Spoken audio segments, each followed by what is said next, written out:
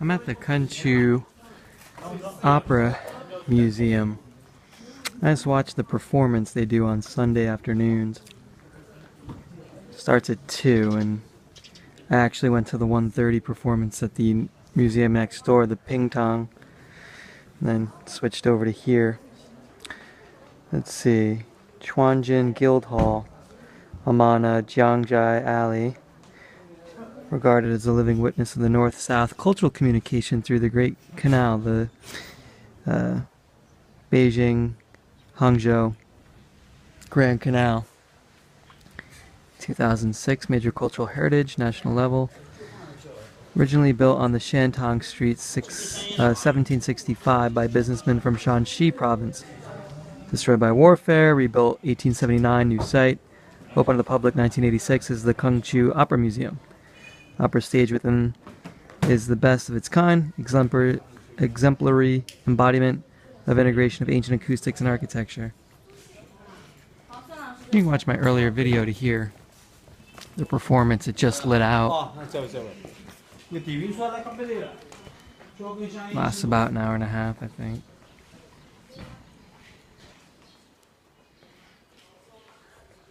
So now I'll go through the museum portion. The Kunqu Opera is one of the genres of Chinese drama. I heard it's the oldest. History of 600 years. Originated in Suzhou. Spread to many parts of China. Various branches growing out of the southern drama in the Song and Yuan dynasties and the Jiangsu drama.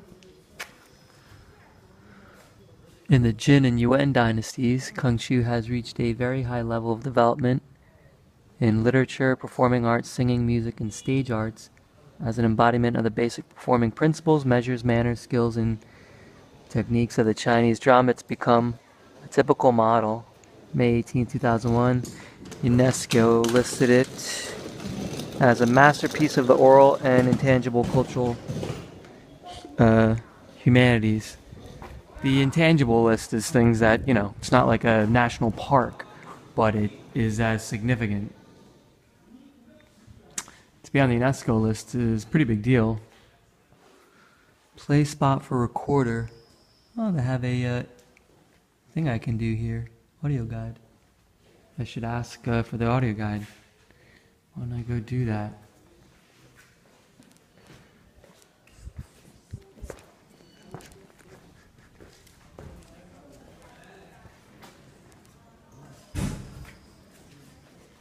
There's no one here. Quarter rental. I don't know where the person is. I guess I'll just walk through without it. They're probably over by the main area of the museum. Wood carving palindrome.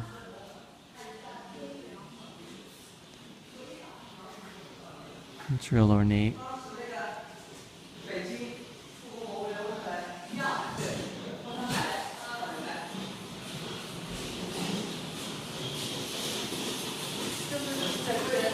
That's the band.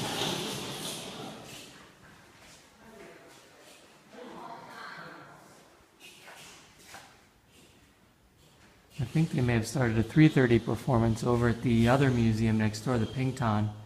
But it was more of a monologue. It was almost like Rakugo in Japan. I didn't get much out of it. Wood carving, 2 phoenixes face the sun.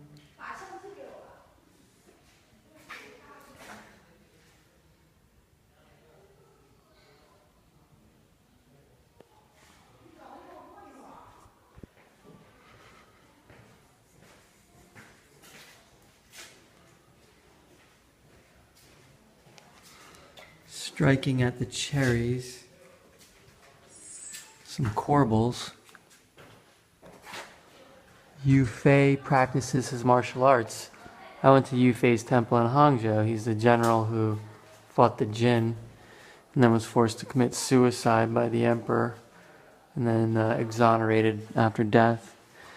It's a common thread in Chinese history. It's actually, I think, a way a lot of the emperors dealt with the threat of powerful generals. If they didn't capitulate and commit suicide, then the emperor would have a legitimate reason to let his other generals go to war with that general. If he did commit suicide, then his family would be saved from, destruction and being sold into slavery maybe, and their name going down as mud. And he was an old man anyway, in his 60s or 70s by the time he was a powerful general. And then he knew that he'd be exonerated after he killed himself. So it's like a win-win for everyone. With Yu Fei, supposedly the story is that there was another general who, there was some collusion, and in fact they have a statue of his tormentors in bronze at the Yu Fei tomb and temple in Hangzhou. It's in the northeast corner of Westlake, opposite the Sudi Causeway, kind of where they show the Westlake impressions.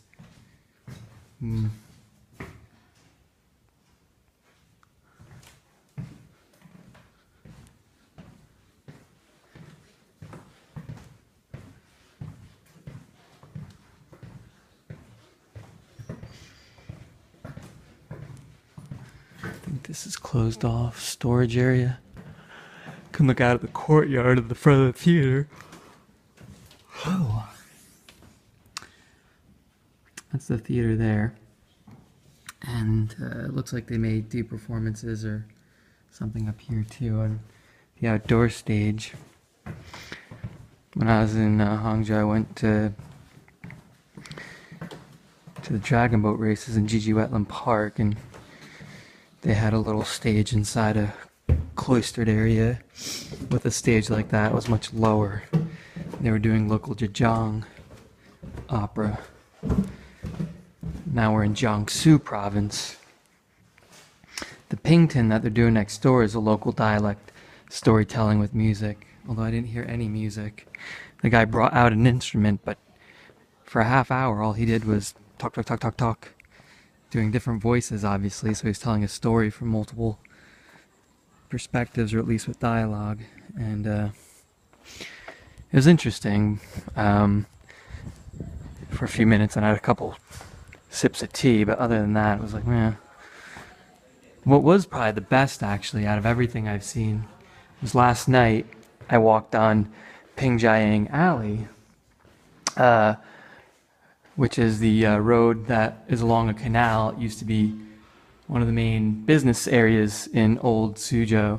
Suzhou's name actually used to be Pingjiang, named after the street, because the waterway there had a lot of barge traffic, and that's where they would bring up the ancient stage. Okay. That's where they would bring up the... it's locked.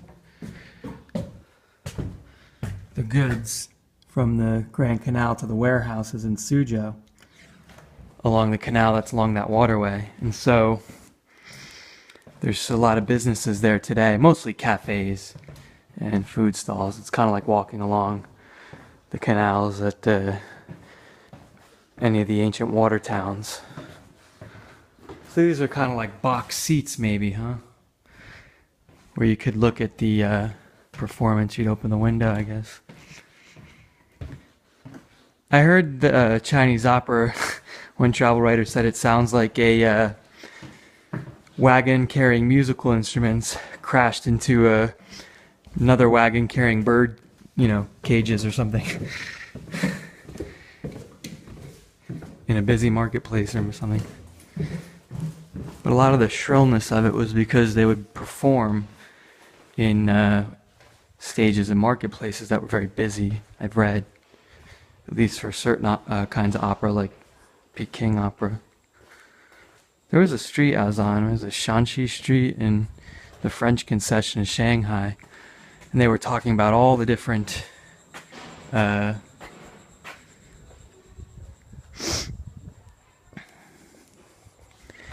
forms of opera there are. So they're breaking up the stage now, they just finished the performance. Colorful costumes. An amazing dream, a scene from the flower from the peony pavilion. This explains what's going on in that scene, I guess. There's the English version. You have the audio guide. That's neat. These look like imperial dragon robes.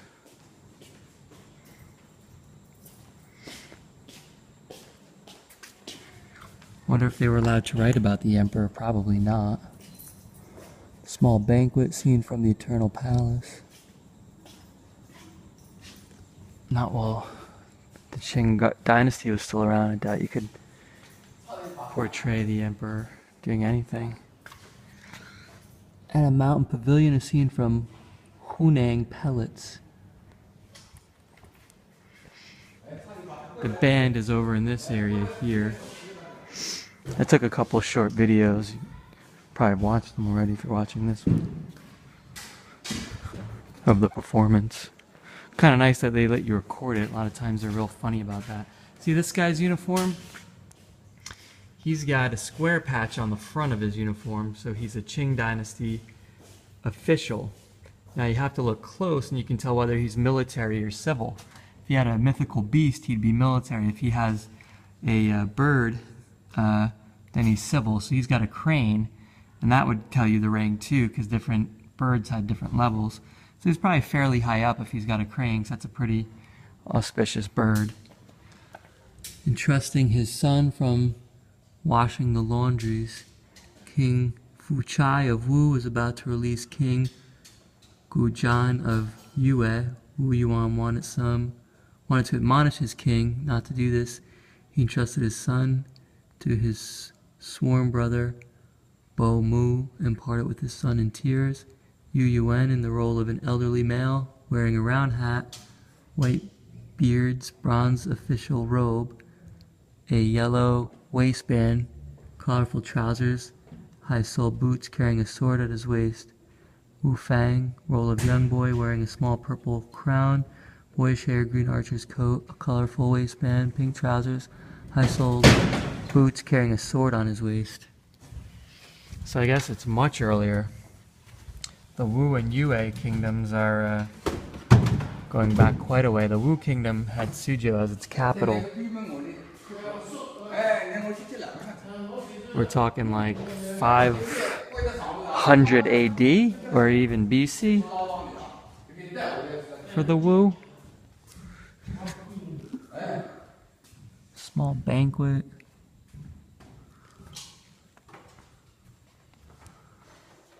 Real elaborate headdresses. That guy's got the wings on his hat. Usually that means he's some kind of civil servant too, I thought. Elderly male or poor scholar. Confucian handkerchief. Some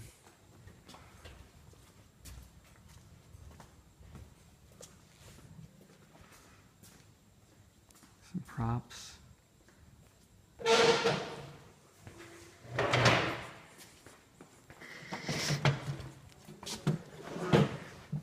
So I guess if you get the audio guide, it's a good experience here.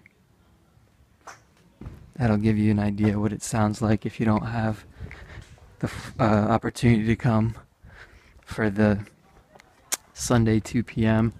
Now the Pingtan, it said they do it every day at 1:30 and 3:30.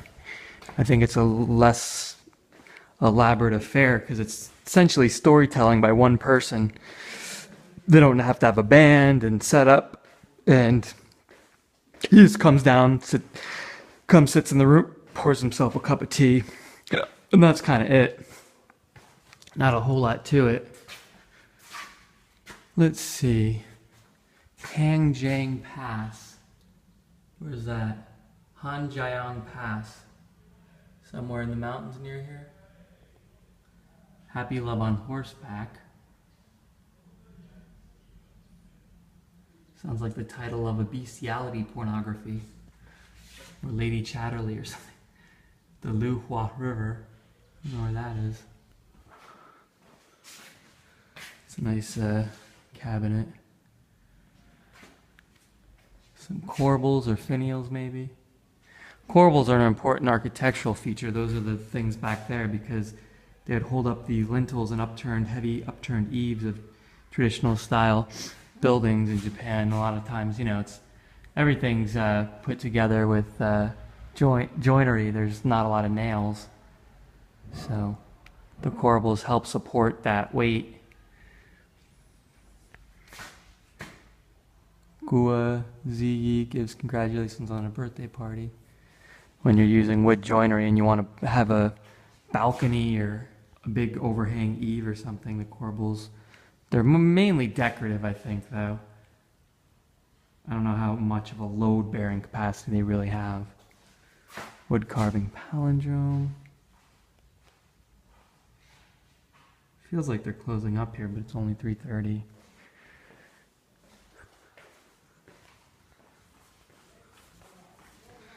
I did have another area over here with another museum on this side.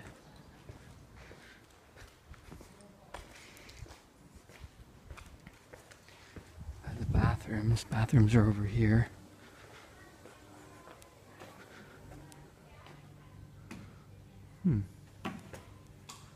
Let's see.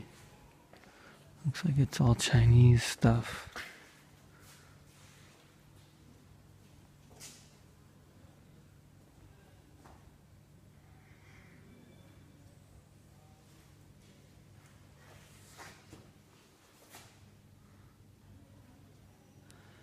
This is about different plays and performances. I'm not sure. There's a bed, Chinese bed. I've seen something like that in the Getty's furniture room. The Getty Museum. I don't know if they have a bed at the, they do have a bed at the Shanghai Museum in the Furniture Gallery. I don't know if it's Qing or Ming though. I think it's Qing, and it's fairly ornate. Or it's Ming, but it's fairly ornate. Because I remember the audio guide talking about it and saying that there was some scroll work on it that was about as ornate as the Ming gets. Ming precedes the Rococo, Baroque period, which is why it's not usually as ornate. So I'll go across the street, I guess, to the Ping Tom Museum.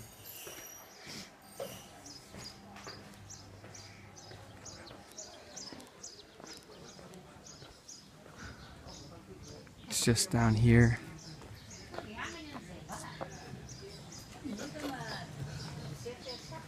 I'm hungry. I gotta get something to eat soon. Yeah, I'm gonna have a snack. Ice cream.